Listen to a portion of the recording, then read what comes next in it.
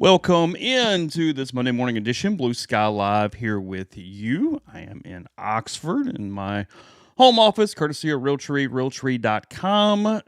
No one in the Clark Ford studio today, but we'll tell you about Clark Ford here in a minute as we open up with some hockey. Really fun gold medal game between the U.S. and Canada on Sunday morning.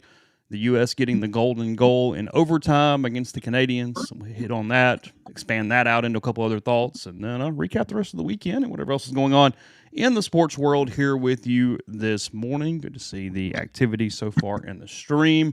Good morning to all of you guys and gals that are there, and we'll tell you about Blue Sky locations all over the state of Mississippi, up and down I-55 throughout North Mississippi as well. The epicenter down in Macomb. They got the gas car wash stop in Byram.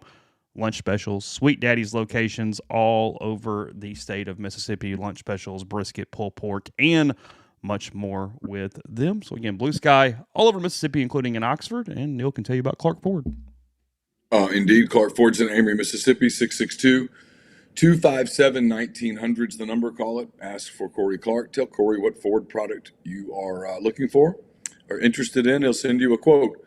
Within 15 minutes in business hours, right to the bottom line. There's no hassle. There's no haggle. You get your quote, and the rest is up to you. You can shop that quote around. You can do what I've done, what I recommend that you do, and that's hop into a Clark Ford today, 662-257-1900. Guest join on the Campbell Clinic hotline. From fractures and sports injuries to complex spine and limb conditions, the pediatric orthopedic physicians at Campbell Clinic in Oxford are the only specialized pediatric orthopedic team in North Mississippi providing expert care for growing bodies.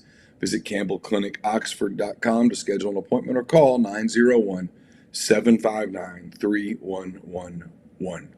Somebody asking how you bring hockey to the SIP. They almost does have a fairly successful club team. They've been good for a number of years. I think mostly playing out of DeSoto County is where they have kind of their home ice there. I think it's the Mid-South Ice House, DeSoto County Ice House, something like that there in the Olive Branch area. I believe that is correct. But, I was in a text group with Jeffrey on Sunday morning as the game was playing out. 7-10 was the puck drop there for the U.S. and the Canadians. And we've talked a lot about, or a good bit about, the Miracle on Ice and the 1980 team. And this is the first gold for the Americans since that Olympics there in Lake Placid. And Jeffrey goes, hey, it's not 1980, but it's the next closest thing. And there's so many storylines with this that are heartstrings, because it's a different era, different world. It's so many different, it's different in every way. But I understood what he meant as far as it's the closest thing we have, because our national soccer team is not world competitive to what a World Cup or something would be like, where you're all in one thing for a huge tournament in a sport like this. It's kind of that was the thing that kept going through my head, I thought, over the course of the morning, was this has got to be at least some version of what that would be like if you were in a country that was very competitive in the semifinals, the finals, the knockout rounds of the World Cup as it plays out. And obviously, American soccer has not taken that step to this point at all. And I actually got a couple more thoughts on that as we move on. But just fantastic morning, fantastic game. You see it not just from the casuals like me, but from hardcore hockey people too, talking about it's one of the best games they've watched in all these different technical ways. And the U.S. gets the golden goal there with Jack Hughes in just a minute and something seconds into the 3-on-3 overtime period. For people who just getting into hockey, they were introduced to the best goaltender in the world in Connor Hellebuck. He's fantastic. He faced 42 shots, allowed one goal, including the paddle save on Taves there. This kind of become the defining image from a goaltending standpoint in this game. And the Americans, who win a game against by far the fastest, most prolific goal scoring probably team well, definitely in the world, but probably best collection of talent ever in a lot of ways with the Canadians. The U.S. was really good on defense too. I don't think they got credit for that. All the credit kind of went to Hellebuck, whereas the Americans were built around the physicality and the way they could kind of control the ice on the defensive side. But they're outshot 42-28. Take a lead in the first period. The Canadians tie it. And then you get this third period of penalty kills between the U.S. fighting off a 5-on-3 for like a minute and 42 seconds, something like that. The U.S. not scoring on a double minor with four penalty minutes, and then Jack Hughes getting called for a penalty, and the U.S. having to fight off another power play there late in the third period. But just it was cinema in so many ways. I watched it and then was walking into church, and it wasn't going out and celebrating in your driveways and your sidewalks and everything from 80, but you're walking through a place with other people, and they're all got their phones out as you're walking into whatever service that you're doing, and you're watching highlights and you're talking about it, and you're having that, hey, this is where I was, this is what I saw, this is really cool moment in so many ways. And it capped off, Neil, we talked about the Olympics a little bit when it was starting, and I said I prefer the summer, and I'm just more familiar with all the sports, and that's the one I kind of get up for. I really enjoyed this Olympics. I had a good time with it. It felt fun. It felt easy. I don't know what this says, and I don't want to get off topic. I want to stay on hockey for a minute, but you're going to get where I'm going here.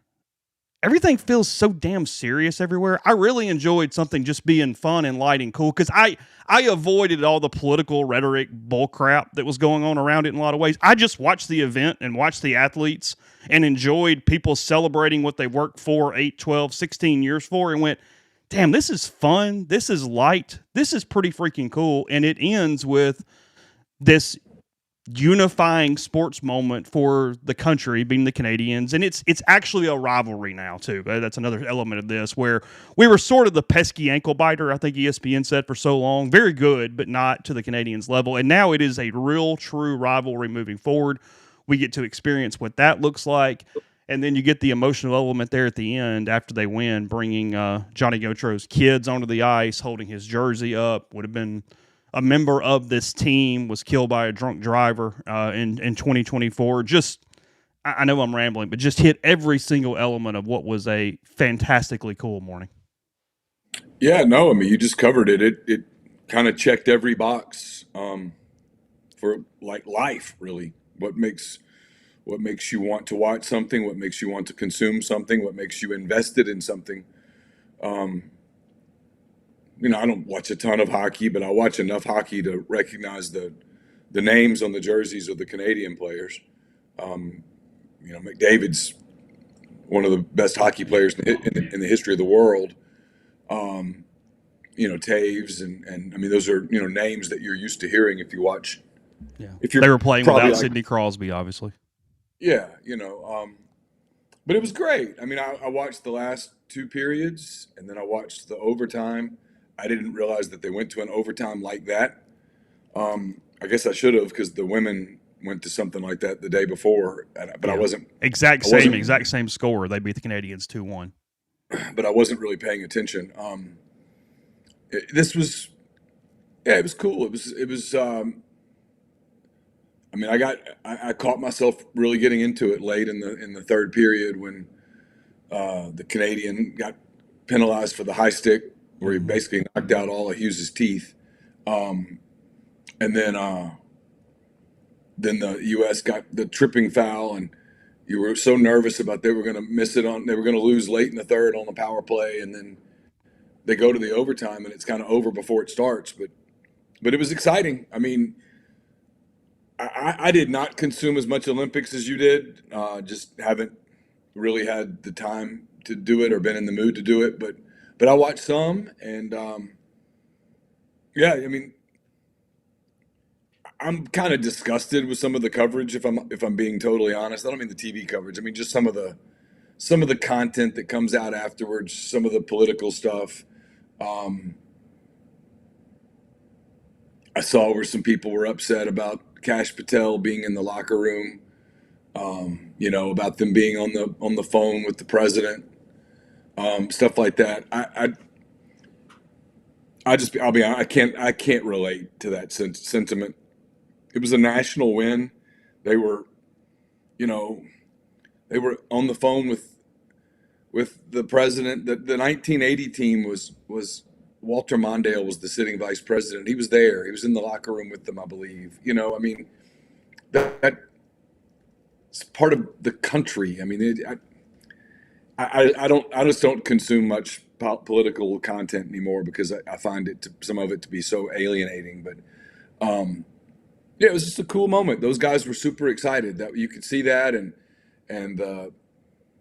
for them to think of their fallen teammate who absolutely would have been there with them that day, and to bring their kids out for a photo that family will have for the rest of their lives, Mm-hmm. to bring his jersey out, to the whole deal. One of the Kachuk brothers played with Gotro in Calgary for 6 seasons. I mean, it was a real connection. It wasn't a made for TV moment. It was a real moment, and it was cool. Yeah, it was one of those sporting events that if you like sports, it's probably moved pretty close to the top of your list of favorite things that you watched. It was great. And like you said, it's a rivalry, and the two countries are basically equals now on the ice, and um, it was like you said, it was cinema. It was fantastic. I mean, it was a hour and a half of the day that I don't think I thought about anything else. I mean, escaped everything else and just watched that. It was, and had the Americans lost, I think I would have actually felt something, but Mm-hmm. they won, and that was cool. It was a really cool event. It's their third gold medal, 1960, 1980, and now 2026, obviously. First one since the Miracle Team. Silver in 2010, 2002, from a medal standpoint. And I was reading a good bit about this the last 24 hours. I just to educate myself, and I was curious on what the rise has been. And I guess I'm relating it back to soccer because we do have the World Cup coming to North America here for the next one. Is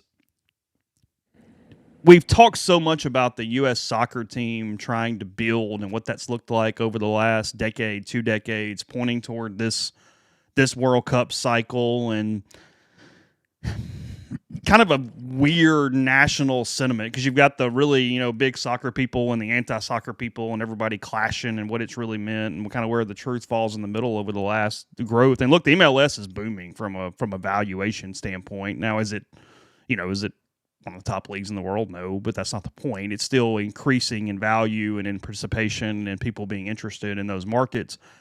But hockey has had a similar, more successful rise in America. I was reading about basically 2002.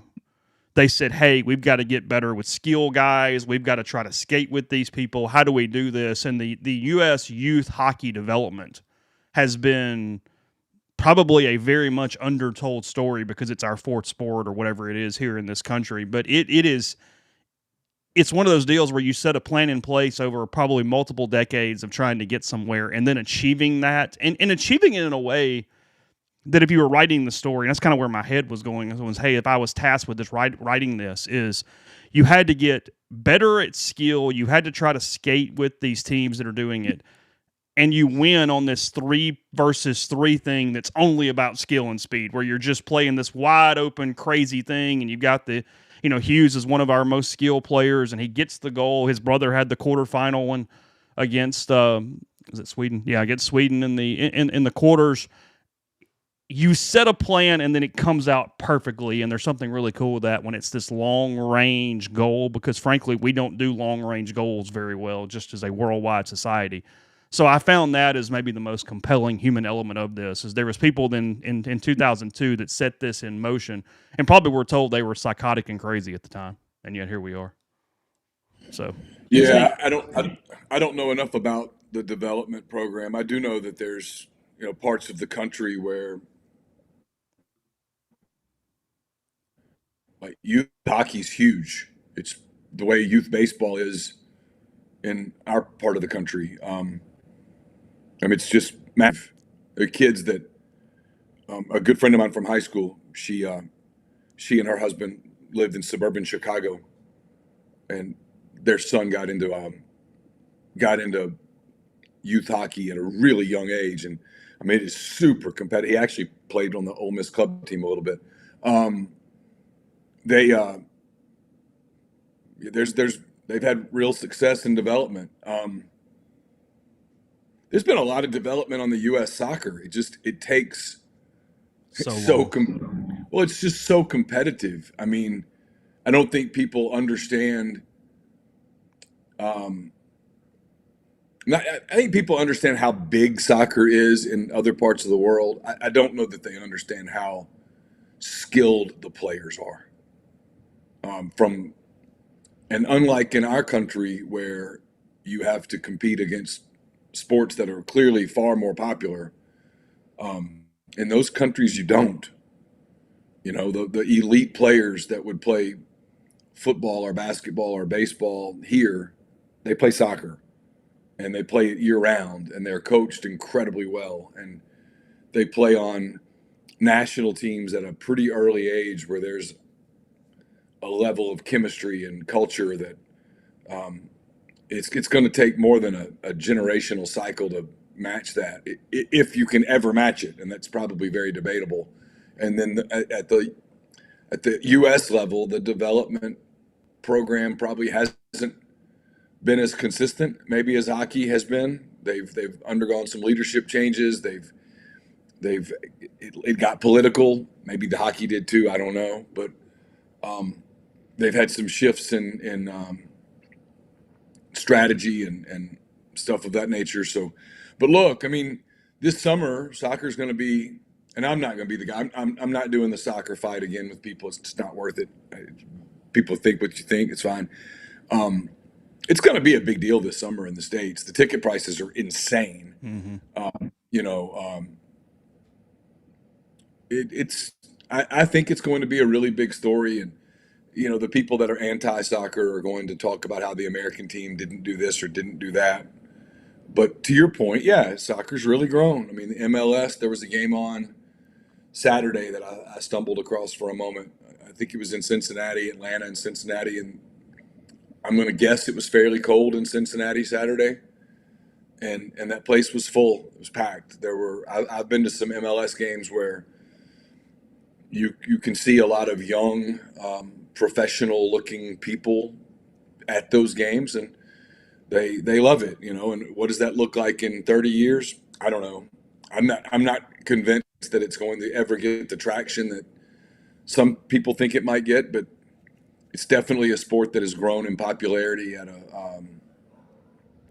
the youth level. That lots of kids play, and lots of kids play at a really high level, and there's a lot of really high level club teams all over the country that produce, you know, elite players. I mean, in a different world, you'd have Division One men's soccer at SEC type campuses, and I think I think you'd be surprised at the kinds of crowds that they would probably get. But because of the way college athletics were developed, it made no sense to have a men's team back in the day, and now it doesn't make sense to have a men's team when you're doing all this other stuff. But I'm of the opinion that if you had men's college soccer, it would probably be pretty high level soccer. Yeah, I think I agree with that for sure. There's no doubt about that. I mean, I don't think anybody's adding sports at this point unless whoever the teams are that add women's flag football. That appears to be the only one that's gaining any traction nationally for increase at a lot of these places. I mean, here's the last comment on that from the hockey standpoint. Since 2010, the Americans have won more gold medals in the juniors than Canada have, 6-5. So they've really equaled out at the junior level, and then over time that trickles up as it goes on, and you've got, you know, the different type of player, you know, Patrick Kane and the Hughes brothers and Kachuk brothers and Austin Matthews and players like that. And I don't know where hockey's ceiling is, but I do know the southern towns that have hockey are booming. They love it. They go to the games. The Predators, when they're good, are a huge draw in Nashville, and I don't even know if it's arguable. It's the best in-person sport there is.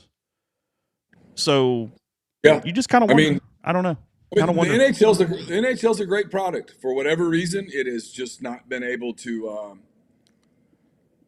leap into that stratosphere where some of the other leagues have. Maybe that changes. Maybe this won't hurt for sure. Yeah. But we just don't play it in the whole country. I mean, you know, it just kind of is what it is. Yeah, yeah. I mean, you know, if you're a kid growing up in the South, I mean, there's some areas where I'm sure you can play, but for the most part, there's not a place where you can play at a remotely high level, right? Where you can develop at the same level that a kid growing up in New England or the upper Midwest can, and so the sport probably just doesn't resonate in our part of the country the way that it does in others, and it's kind of always been that way. But yeah, I mean, I went to a game in Vegas, and that's where all the locals go. The locals are the people that live in Las Vegas year round. They're huge into the Golden Knights or whatever, and I mean that was phenomenal atmosphere. It was great. It was a regular season game in December, and it was awesome. People do the deal with pro sports and what pro sport does this, and if you're ever in a community where the community's really into that team, the atmosphere is usually pretty damn cool. Vegas is a great example because that's a new team that got supported immediately, and people went to the games and enjoyed it and bought in. And what it's done there is they were good quickly. That helps. I mean, always. But no, I think Vegas is actually a really good example of what we're talking about. So, all right, we'll transition in a second. First, we do that, we'll tell you about NE Spark, the fastest, most reliable fiber internet option available. Whether you're streaming the Rebels or connecting with family and friends, they offer both residential and business packages with speeds up to 2 gigabits. To learn more or register for service, that's nespark.com. NeSpark, get connected, stay local. I published 10 weekend thoughts on Rebels 24/7 last night at around 10. It's brought to you by Andrew Seago Wealth Management. Ole Miss had a great portal season. You can too. Do you have an old IRA or 401k with a former employer? Is that money stuck with the bad team, not living up to its full potential? Put that account in the transfer portal. Let a fellow Rebel professionally manage it for you. Andrew Seago with Seago Wealth Management will build a playoff caliber portfolio just for you. Book a quick discovery call today at rebelsretire.com or 901-482-2676. Maybe you need tax saving strategies or retirement income planning. That's what they do every day. So give them a call, 901-482-2676, or online at rebelsretire.com. I'll be soliciting mailbag questions probably as soon as we finish here. I'll publish sometimes late on Wednesday in all likelihood. It'll be a mailbag brought to you by Art Hayes of Sotheby's International Realty. Are you thinking of making a move? Put the power of Sotheby's to work for you. As a licensed agent with Sotheby's and a supporter of all things Ole Miss, Art can help you buy or sell in your hometown or anywhere in the world at no charge to you. Seriously. So call and ask Art how. 612-805-5929 or email Art at arthur.hayes@lakesmn.com. I will definitely have a hand raise, guys, on Thursday after a couple of weeks of just not being in a position to do one. We'll have one on Thursday. It's brought to you by Comer Heating and Air, Southern Air Conditioning and Heating. Different names, same great people, products, and services. If you live in Oxford, Batesville, Tupelo, or the surrounding area, call Comer at 662-801-1777. If you live in Memphis, South Haven, Hernando, those areas, call Southern, 662-429-4429. Also brought to you by ENT Physicians of North Mississippi as the largest private ENT practice in the state. Their goal is simple: delivering fast, expert, comprehensive care for patients of all ages with ENT, allergy, sinus, dizziness, balance, and voice-related needs.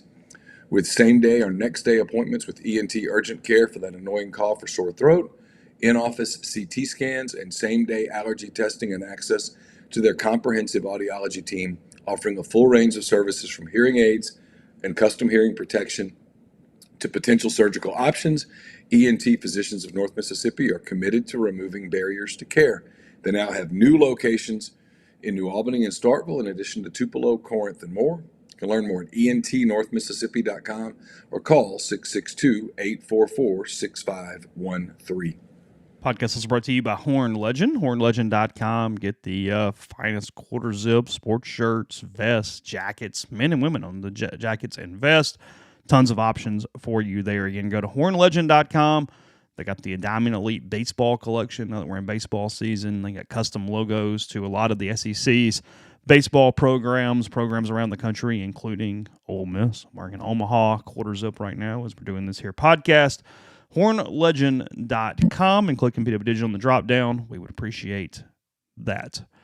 Let's see. Randy Chase's Hellebuck and Austin Matthews play for Winnipeg and Toronto. Are they going to get booed? No, they'll be glad to have their stars back. I don't think they're going to get booed at their home arenas. Winnipeg, I'm sure, is very happy to have Connor Hellebuck back in the building.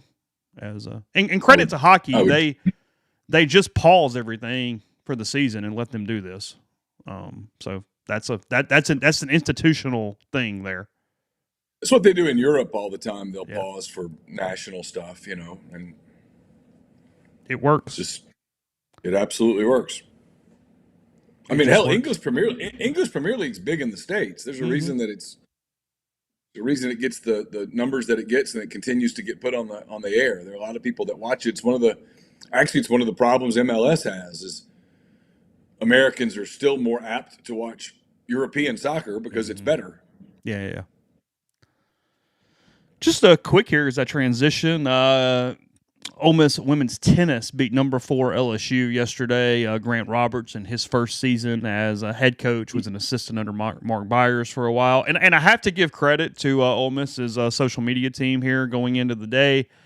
They were giving away, for anybody who, or the first how many ever to walk into the place there, they were giving away stuffed Labradors, probably ordered back in a different day. And on Twitter, they said, just come get a generic yellow Labrador Retriever today as you get to the match. So I found that very funny over the weekend. Credit to them. But big win, number 4 LSU. The Tigers were ranked 4th in the country, and he's off to a 6-1 start. Grant here's there with women's tennis. They only losses to Florida 4-2 in the ITA kickoff, which is no bad loss whatsoever.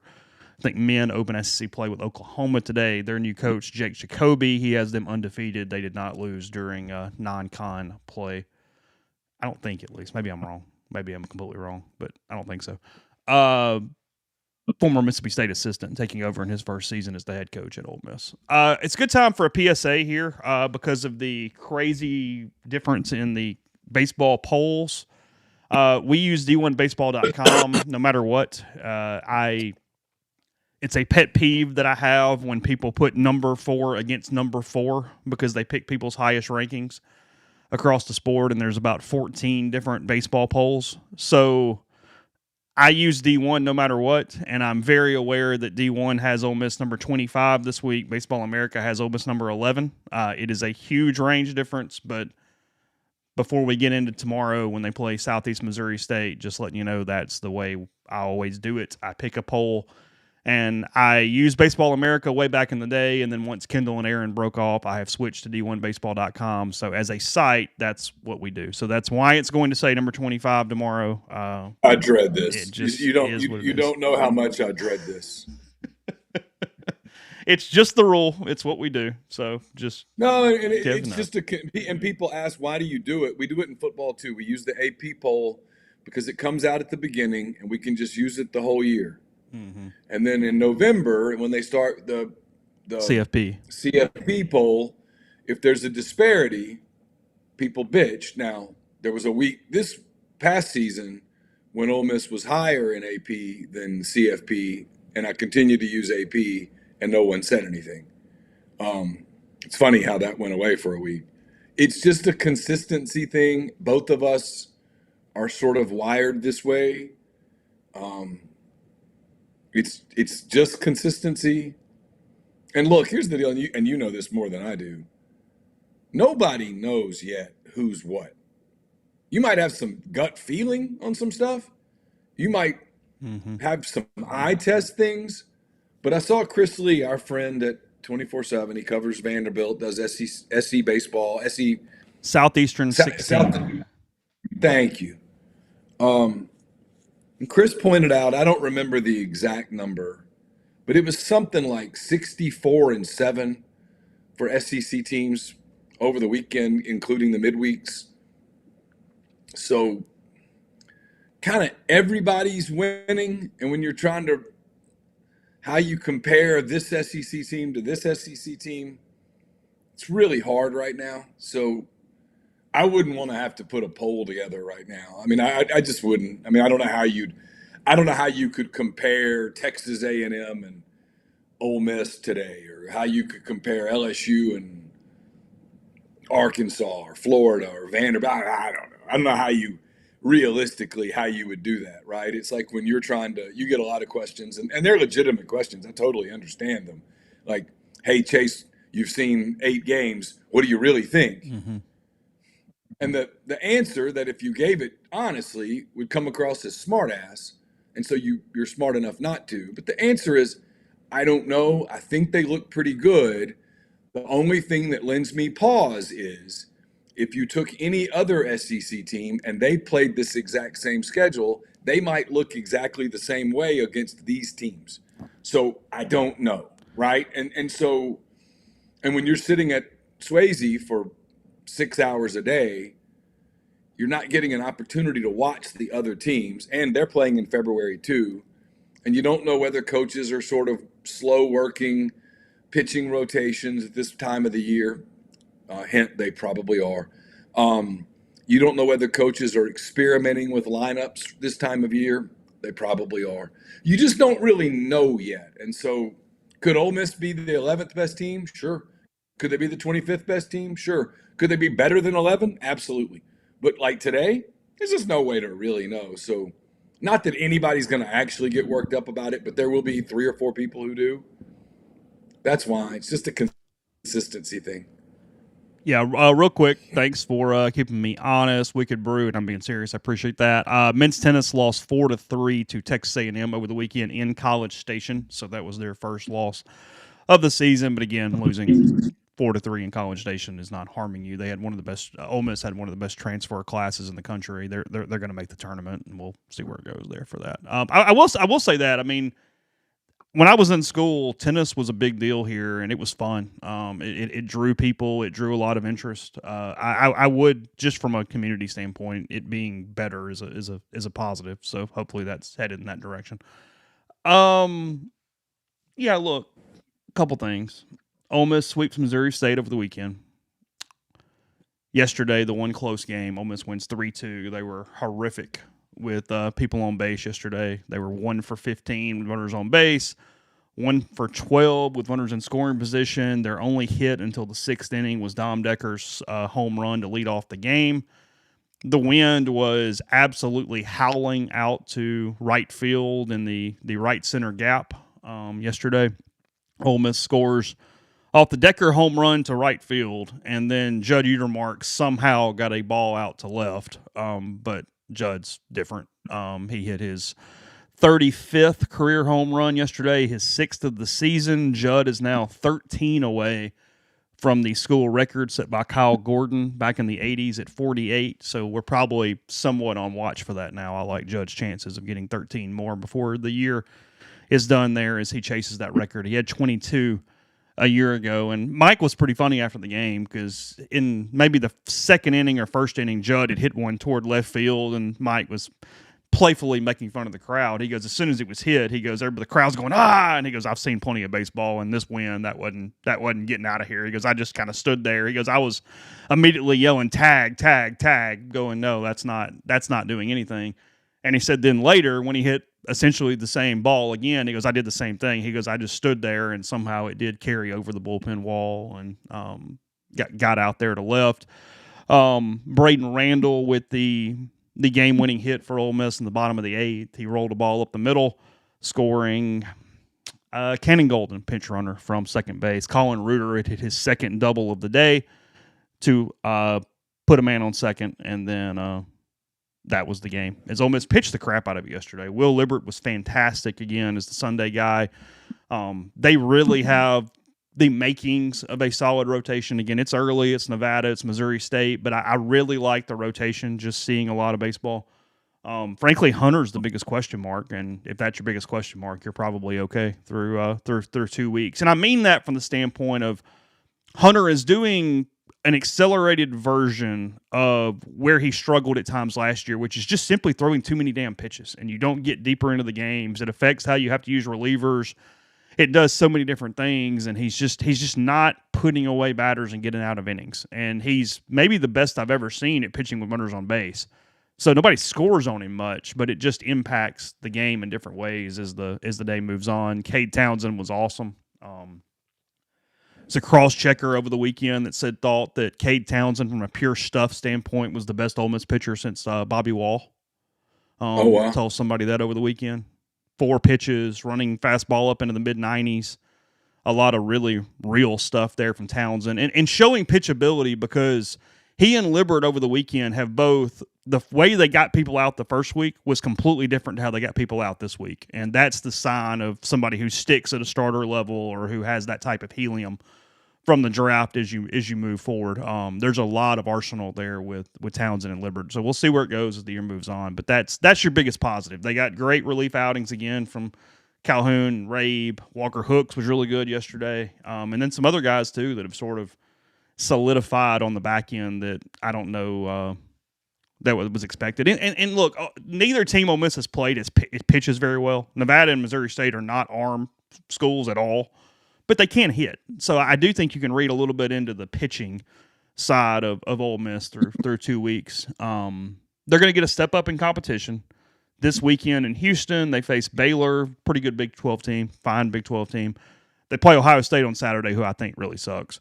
And then they play a beat-up Coastal Carolina team on Sunday. Coastal Carolina, the number 2 team in the country at the end of the year last year, lost LSU in the National Championship Series. Top 5 team, top 6 team coming into the year.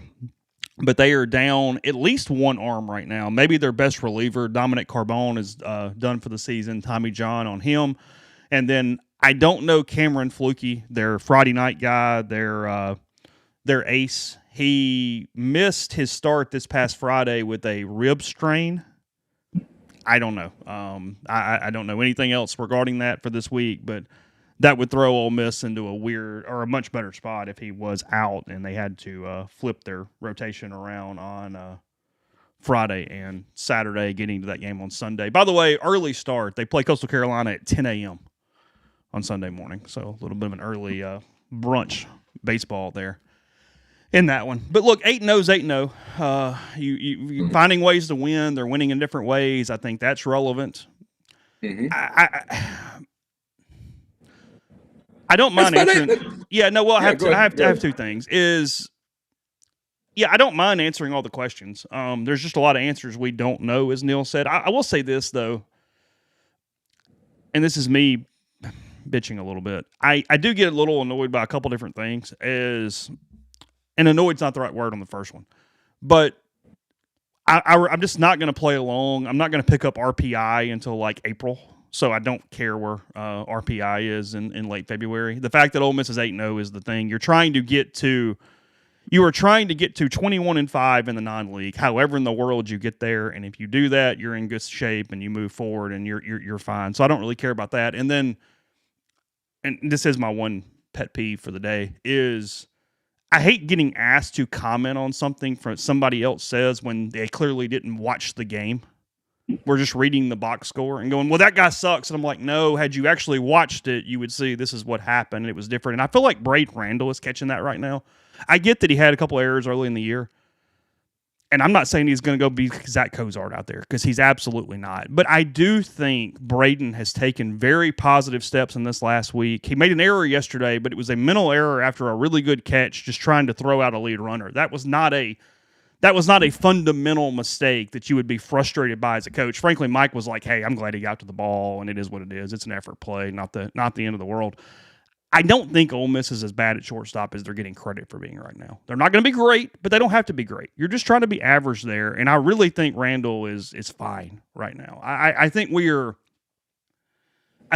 overplaying that currently because of perception early and a narrative that we're just not allowing to change so early in the season when we're seeing some different stuff. So if you're a fan, I think you actually should be fairly happy with where Randall has been the last 5 to 7 days. I thought he had a good weekend. So that's my one soapbox as we move forward. The value of actually covering something in person when you have a decent idea about what it is that you're covering. You get perspective. We are in a I promise I'm not getting on a soapbox, promise. But we're in a media environment where everything is hot take. Everything is 1 to 10, 1 or 10, black or white. Nothing nothing develops. There's never like signs of progress. It's just no, he sucks. It's, I mean, life's not that simple. I don't know why people try to make sports that simple, but they do. Austin, thanks for the super chat. Well, first, Kyle, thanks for the Venmo. He's headed to a funeral, dealing with some stuff today. So appreciate you as always, bud. Glad we can try to entertain you a little bit on your day. So thank you for that. And then Austin asking about any truth to the Beard, K-State, Trilly Donovan stuff over the weekend. I mean, look, I'm not discounting Trilly at all. I mean, that's one you got to at least pay attention to, but it's just too early. It's February 23rd. I refuse to put any predictions on anything at this point. Yeah, I said this on 10 Thoughts. I mean, to just completely discount something that Trilly Donovan says, as silly as the name is, it's actually very funny and creative, but it's not his actual name. His parents are not the Donovans, and they did not name him Trilly.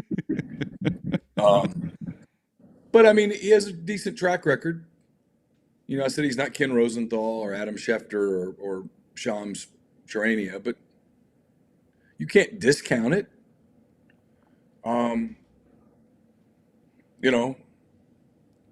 Would Chris leave? I don't know. I mean, you hear different things. There are people that are in town that know him well who insist that the answer to that question is no, that he won't leave like this. And then there are some industry people who think that he would entertain opportunities. It's my fairly educated opinion that 2 years ago, the flirtation with Arkansas never got as serious either way as some people reported it.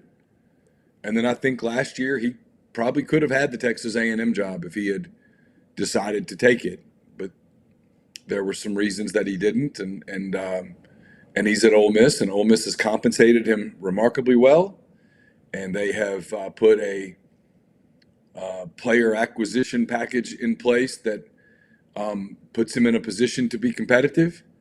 And then it's quite obvious that this year, and in a sport that is absolutely year to year, the words "this year" are important. This year they made some eval mistakes. They made some valuation mistakes, some allocation mistakes. It didn't work. They're 3-11, I think, in the league. It didn't work. How that becomes Chris Beard sucks is a weird thing to me.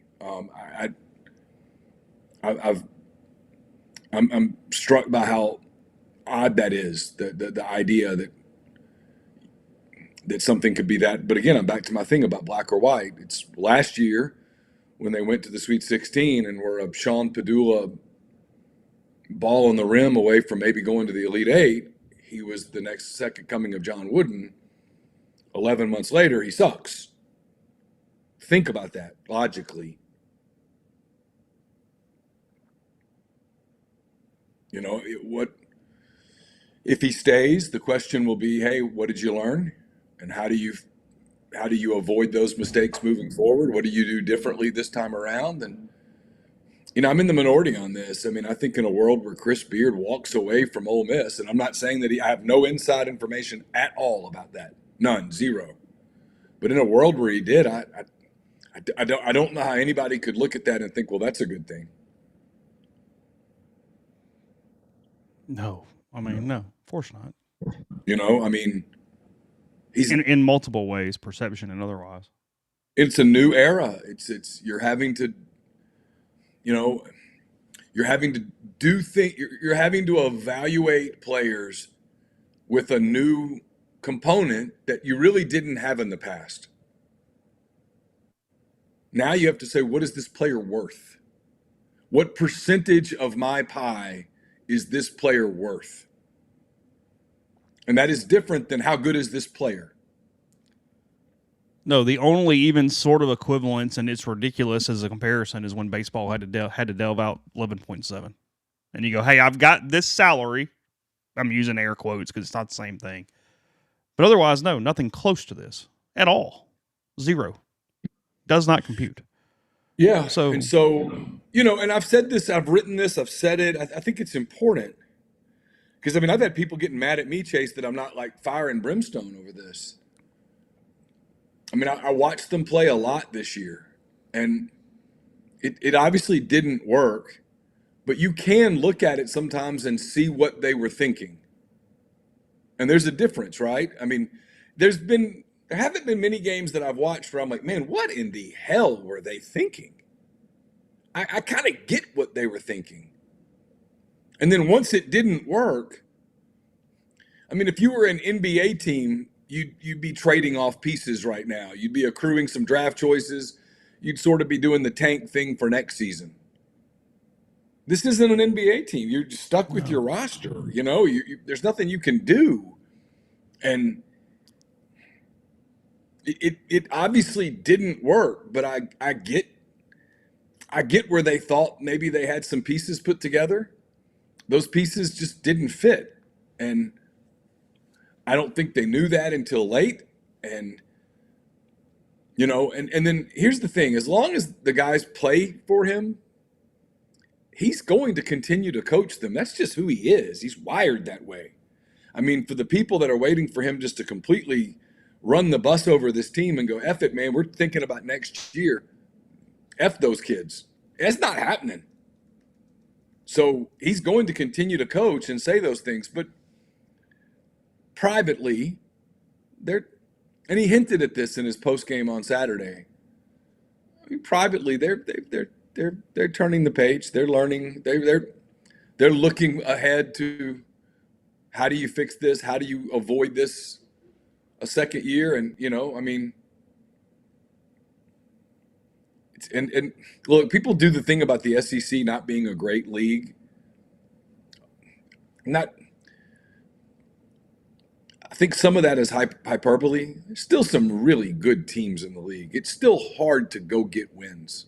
Mm-hmm. Florida's very good. Tennessee's very good. If you watch the Arkansas-Alabama game in Tuscaloosa last week, those two teams are very good. If you watched any of Missouri at Arkansas, Missouri's a good team. They just couldn't win in Fayetteville. There's Texas has emerged as a solid team. Vanderbilt, Georgia, those are teams that are capable of beating just about anybody on a given night. It's still a very solid league. Auburn, Kentucky the other night was a pretty high level game between two teams that nobody talks about as national contenders. So, it's a look at Michigan. Michigan spent, I mean, the rumor is Michigan spent more than $3 million on Yaxel Lindenborg. I mean, should Ole Miss have paid $3.5 to $4 million for him? That's how much would you have if you're at a place like Ole Miss? I'm not just talking about specifically Ole Miss, but places that are not traditional powers, places that don't have an established pipeline to the NBA. Do you have to overpay to get really good players? And if so, how much? And is that what you should do? Those are questions, man. I'm not qualified to answer those questions because I don't know enough about the specifics of the answers to be able to even formulate an educated opinion. Now, that's not hot take journalism. That doesn't win a lot of points on in the fire and brimstone world of media that a lot of people, I think, want. But I do think that's a truthful answer. Yeah, no, I'll agree with you. A little more on that. I want to stick on basketball for a second. We'll come back real quick and do that. First, does your home and auto insurance keep going up with the folks at the firm? Proud Liberty Mutual and Safeco Insurance agency partner. Take a look. Find a Ole Miss alum, Bride and Hayden. They service the entire Southeastern Conference with a team of licensed professionals review your insurance needs and put together coverages to protect you and your family without breaking the bank. Schedule a consultation by calling 662-236-1101 or emailing staff@thefirmsouth.com. Brought to you by Arnett's Fine Jewelry. It's a fourth-generation jeweler located in the old Lamons building on North Lamar Avenue in Oxford. Getting into engagement, an anniversary type, I guess engagement too. Engagement rings, anniversaries coming up for a lot of people that got married in the spring, getting married into the summer. You've got Graduation right around the corner. Be here before you know it. Arnett's has gifts for all of those occasions and many more. At Arnett's, they want to be your jeweler. We're also brought to you by the College Corner. It's cold over the weekend. Warm weather's on its way. You still need your hoodies. You still need your quarter zips. But you'll need those polos and tees before you know it. They've got all of that and more at the College Corner. All the colors and the brands you're looking for: Nike, Horn Legend, Champion, Antigua, just to name a few. They've got the location in Oxford at the Oxford Commons, one in Ridgeland next to Fleet Feet, one in Flowood next to the Half Shell, and you can also go to collegecornerstore.com. And it's always a good time for a Coors Banquet. Since its inception in 1873, Coors Banquet has been brewed in the same tradition of the original 150-year-old recipe. Banquet crafted with 100% Rocky Mountain water. So when you're enjoying a banquet, you are drinking history. And we're brought to you by Argent Wealth. Argent, based in Ridgeland, Mississippi. They've got clients in more than 20 states. They provide detailed, specialized investment management, financial planning, retirement planning for individuals and businesses, and much more. At Argent, investing is treated like a commodity. Decisions are made using objective information and research, not emotions. So regardless of your level of wealth, Argent will sit down with you, listen to your goals, study your expenses, and put forth a comprehensive, detailed financial and retirement plan built just for you. It's myargentwealth.com. Chicory Market is pairing up with Circle and Square for a Sunday supper coming up with Chef Heath Johnson from Chicory. It's going to be at Circle and Square Sunday, March 1st, 6 to 8 o'clock. It's going to be a dinner there located with great beer pairings for every course, family style at the brewery. You can find out all the more information right there at Chicory Market. Again, chicorymarket.com/events, the place to go. So if you're just stopping in for groceries or whatnot, check this out as well. They've done a phenomenal job with these suppers throughout the year. I've been to 3 or 4 of them at this point, and now doing one with beer pairings, courtesy of Circle and Square. So again, that's March 1st, 6 to 8. You can reserve your spot right there, chicorymarket.com/events. And podcast brought to you by New Albany Pharmacy and Solutions, newalbanypharmacy.com, 140 Fairfield Drive. Contact them, 662-539-7777. Family-owned pharmacy with excellent service, wide range of gifts for all ages, home decor, and much more. 15% off any non-medical purchase by mentioning MPW Digital. Yeah, the latest game here, Florida 94-75. Neil talked for weeks about how bad of a matchup this was for the Rebels against the defending national champion Gators, and the box score says everything regarding that. Florida shot 57% from the field and 50% from three. Ole Miss 41% from the field, 13% from three, 2 of 16. Dia did have 24 on 9 for 16. They played Nico Bundalo, played him 5 minutes. He went 1 for 1 from the field, 2 of 3 from the line, had a turnover. Then the enigma continues. James Scott, 13 minutes, 2 points, 3 boards, 4 fouls there. What was a hellaciously great day of college basketball. I mean, just phenomenal from a full day standpoint. This was not one of those as Ole Miss again. It goes to 8 in a row now. Is that correct? 9? Is it 8 or 9? 9 in a row. Okay. 9 in a row. Yeah, Ole Miss Florida was not Michigan Duke. No. Dude, I mean, all the way around, you had you had Duke beating Michigan, you had Arizona beating Houston at Houston. UConn had a nice win at Villanova. BYU held on against Iowa State. UCLA comes back from 23 down to beat number 10 Illinois. Virginia beat Miami by 3. Really good game between two teams headed to the tournament there. They named the court in honor of Tony Bennett there in Charlottesville for that game on Saturday. Just a lot of great basketball, but not so much in Oxford. And that game where you've got baseball later in the day, it was cold, but you had baseball later in the day, it was sunny. You've got this team that's on this hellacious losing streak at this point. You have a game coming in where you're not going to win. It's at 11 a.m. It was every single thing ripe for the crowd that they got on Saturday, and it being just a completely listless environment there at the Pavilion. So, it is what it is. There's a lot there.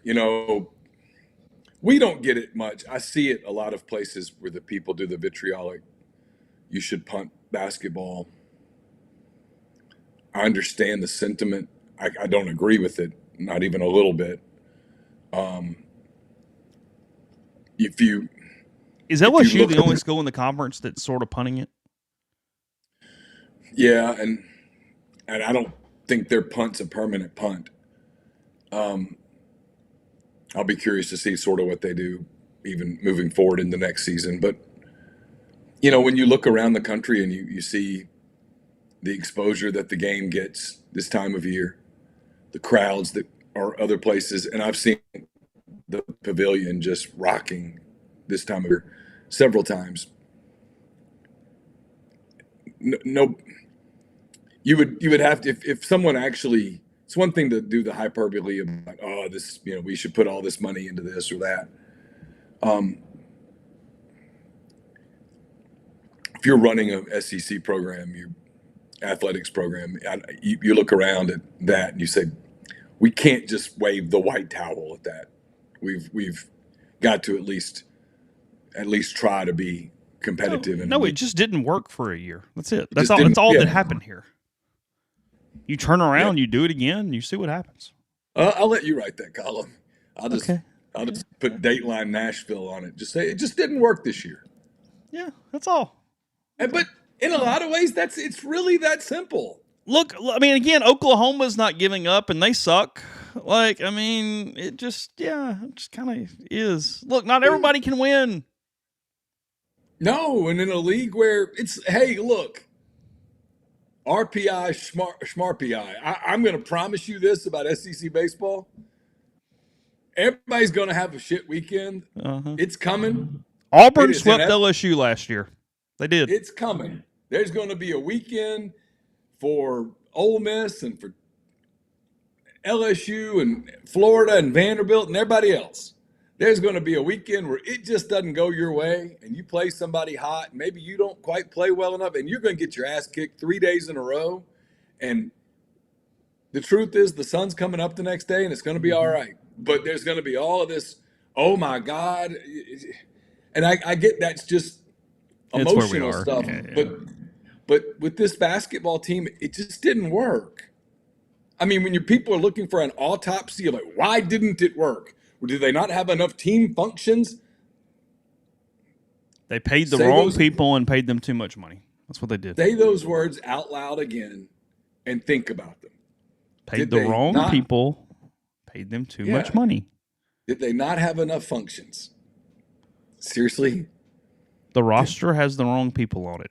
Doesn't mean they're not good people. Doesn't mean they're not great people. Just means they aren't the right people to play on this basketball team.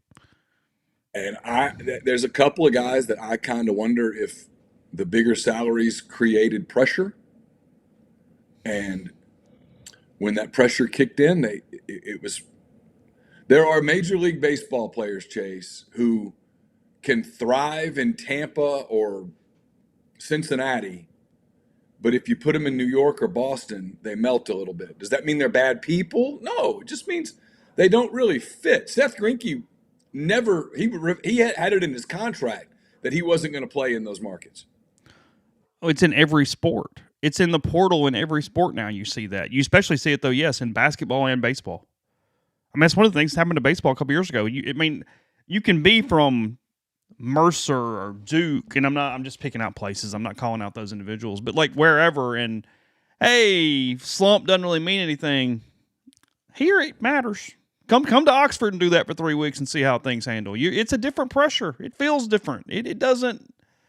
It feels real lonely all of a sudden. I mean, Mike talks about it all the time. I give Mike a ton of credit for understanding all the elements of kind of the entire damn sport. And I mean, he says that. He goes, I wouldn't trade it for the world. It's the best thing ever, but it's a fan base that gives a crap. And when you give a crap, it can be a really lonely place when it doesn't work. You better evaluate kids that can handle that, because it's on social media and it's in person and it's everywhere. I mean, it matters. Look, when you create a monster, we've done this before, and people don't like this analogy for some reason, but I think it's right. When you create a monster, the bigger it gets, the more you have to feed it. The more you feed it, the bigger it gets. The bigger it gets, the more you have to feed it. And if you ever get to a place where you have to put the monster on a diet, well, the monster gets really bitchy fast because it gets hungry. And I mean, Mike has lived that, right? And he built that monster. And only a couple of years where he didn't feed it properly for whatever reason, It was angry, very it was angry. a really angry monster. Mm-hmm. And Chris hasn't built a monster yet, but he created really big expectations after last season. And he talks about crowds. That's part of his thing is he thanks the crowds for coming. And if you're going to do that, you have to do it the way he does it. You have to do it consistently. And so when you have a game like Saturday, and I haven't seen everything that he said, I wasn't there. Tyler Comas covered it for us. You can't, you thank those who came. And there are people who are like, well, you're complaining about crowds. I just think that's kind of his thing. He thanks the people who come, and then sometimes he's always a marketer. He's always going to be begging people to come. He's going to be asking people to come. He's going to be out working the fraternities and the sororities and stuff around town and all of that. And I'm sure it's frustrating.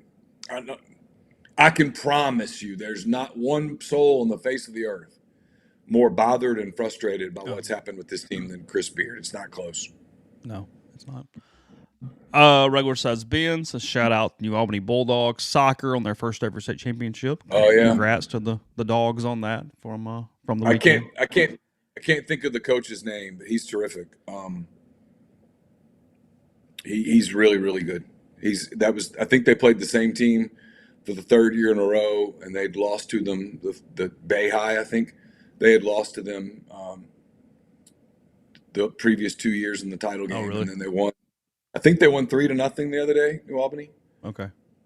He's done a really, really good job there. He's a very, very good coach. Congrats to them. We'll take our final break and tell you about the Jackson Graber Group with GMFS Mortgage. John Graber here in Oxford, Ole Miss, Oxford High alum. Help all home buyers with first home, new construction, refinances, local in-house processing, underwriting, servicing, and more. People in your market that know your market. Also an expert in condo financing. It's a little different, so let John help you out there.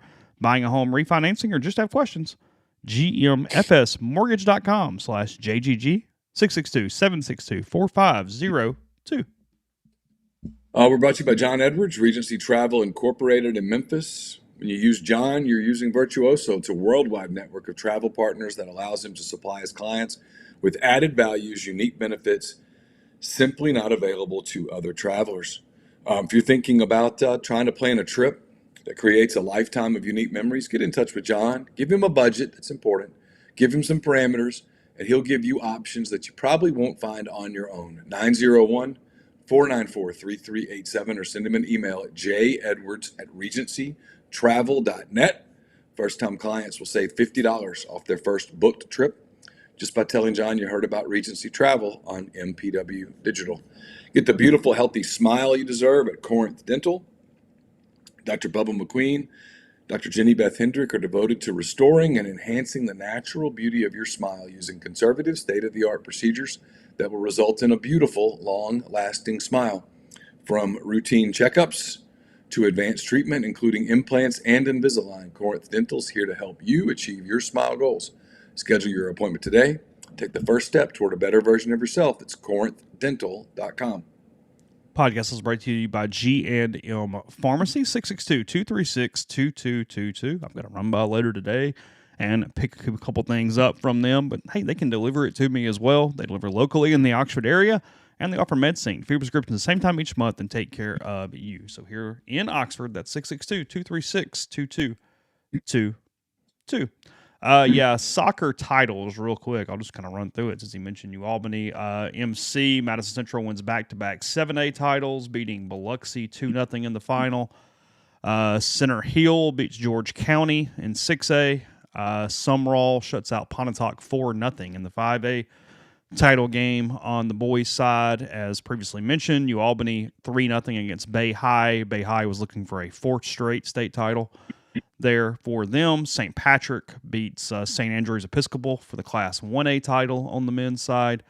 And then on the girls' side, Tupelo beats Northwest Rankin 2-0 for the state title. Saltillo in 6A, they beat Long Beach. Florence wins 5A over East Central. West Lauderdale shuts out New Albany for the 4A title 3-0. So New Albany had the men's and boys and girls in the finals.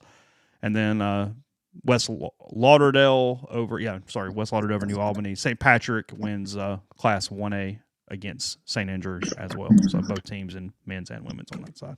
So there's your scores. Ole Miss women's basketball goes 1-3 over that 4-game stretch against all the top 25 teams with that horrific schedule that was set up partly by the schedule makers and partly by Winter Storm Fern bringing the Tennessee game into the week. If there is a schedule loss of all schedule losses, it was Sunday, as they had no legs left whatsoever after what that 7 or 8 days had been.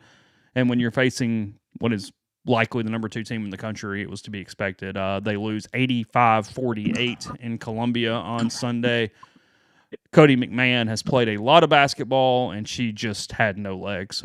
Did not make a field goal, 0 for 9 from the field. 2 points for Ole Miss's likely All-American. It was just a rough day. They finish up with Texas A&M and Florida. Should win both those games. If they do that, obviously they're in the tournament. That's a lock, but you want to get on that 5 seed line if you can do it, because that would give you a 4, give a much easier matchup. But they're probably not a real avenue to hosting, I would think, at this point. I know about women's basketball and where the NCAA tournament seeding is set up. But nonetheless, 85-48 there on Saturday.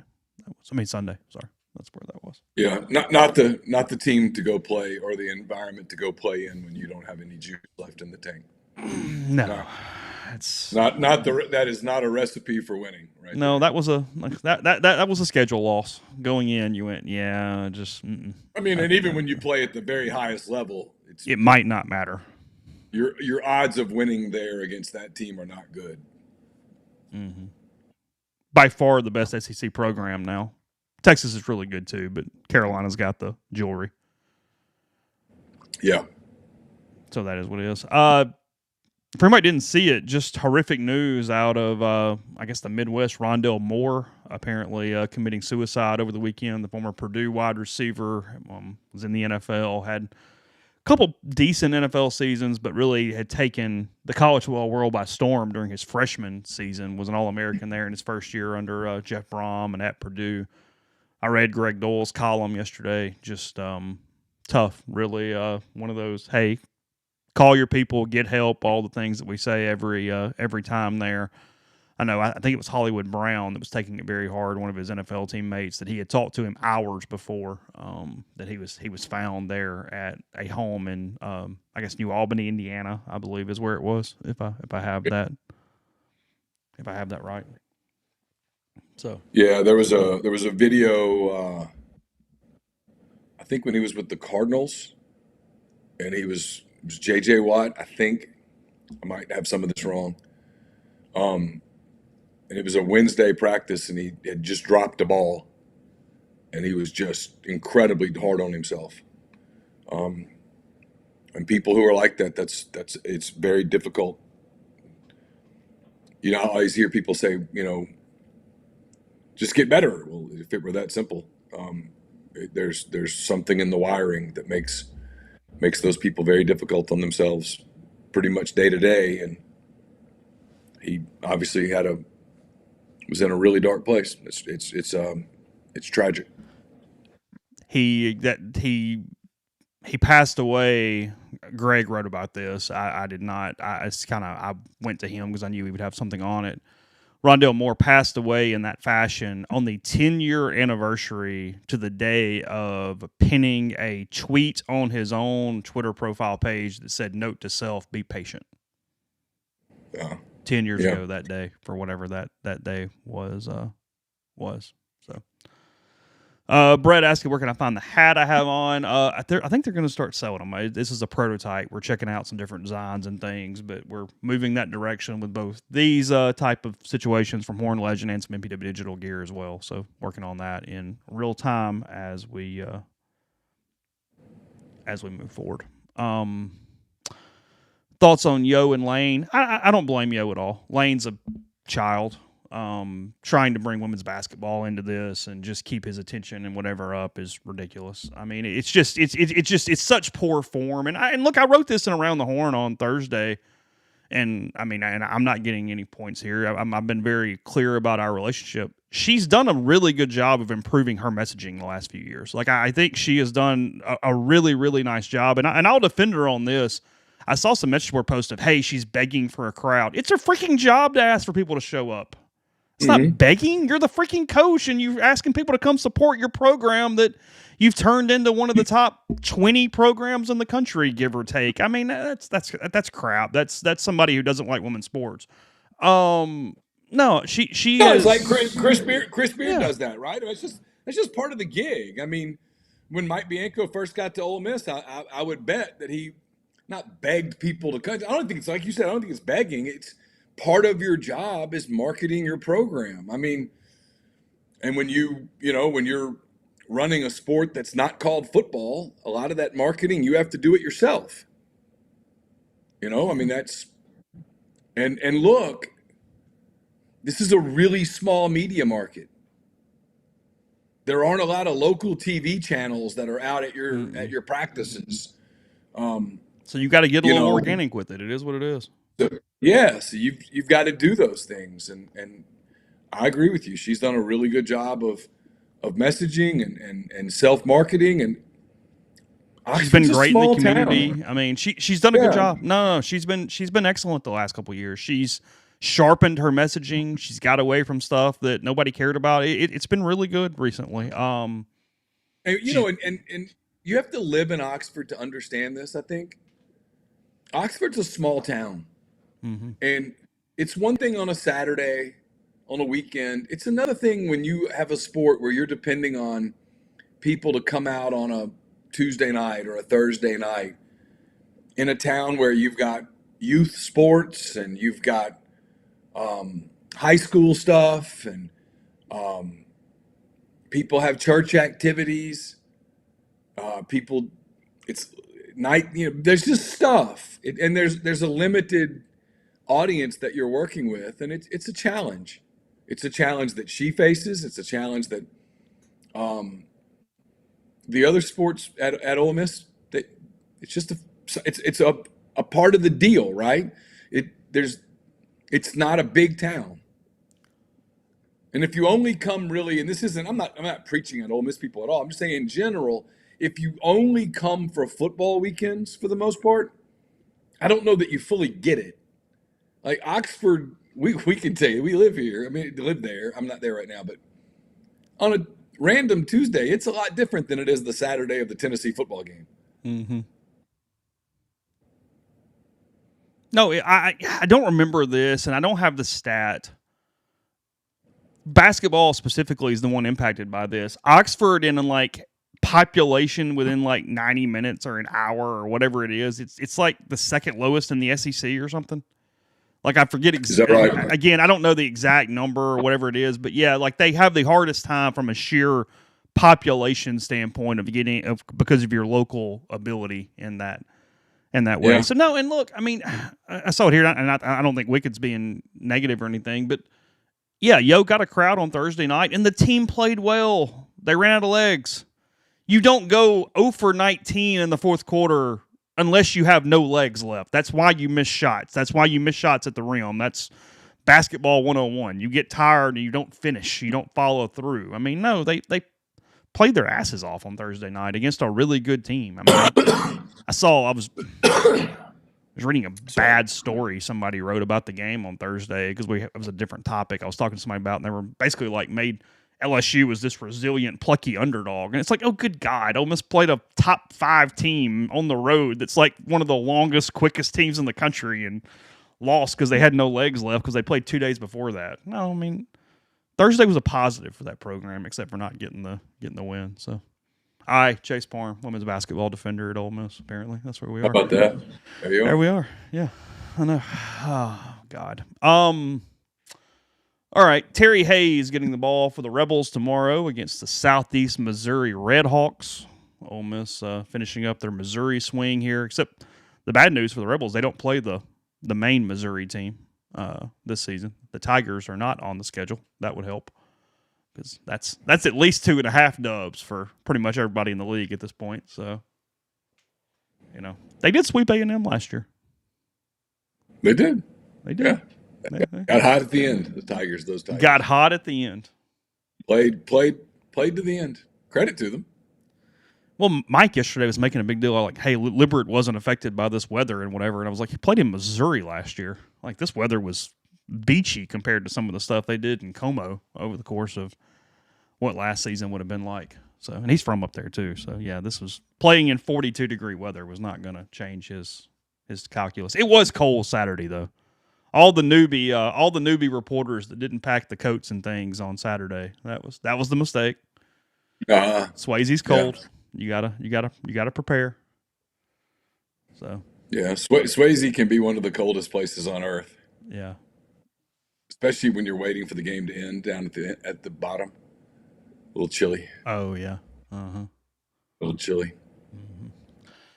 All right, we'll wrap it there. Be back tomorrow in the studio for tomorrow morning's show, courtesy of Clark Ford. Ole Miss basketball. What's Wednesday? Is it LSU? Do I have that right?